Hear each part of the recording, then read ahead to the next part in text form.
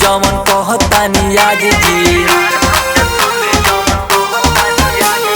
झूठे के राजा जी बहानी नाराज जी, कान खोल के सुन ली जमन कहतानी आज जी। एक दो समस्या रहू रहता बे डेली,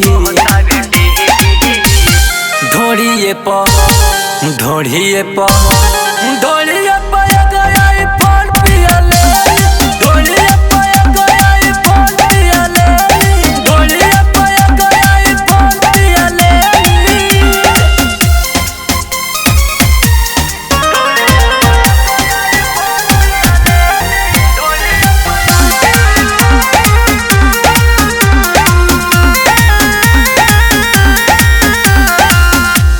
HD में वीडियो देखो चाहे देखम 4K, ले ली नए पल वाला नोकिया के छोड़ के।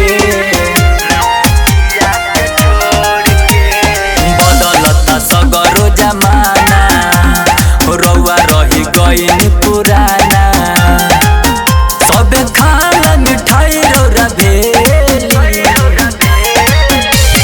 ढोड़िया प ढोड़िया प ढोड़िया प गया फोन पियाले, ढोड़िया प गया फोन पियाले, ढोड़िया प गया फोन पियाले।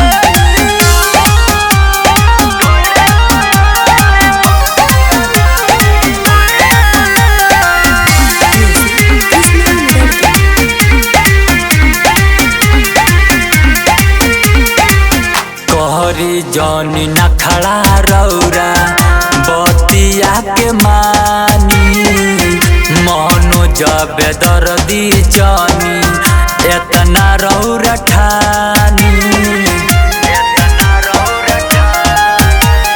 रील पर वीडियो डलाई, मिलियन में व्यू राजा आई।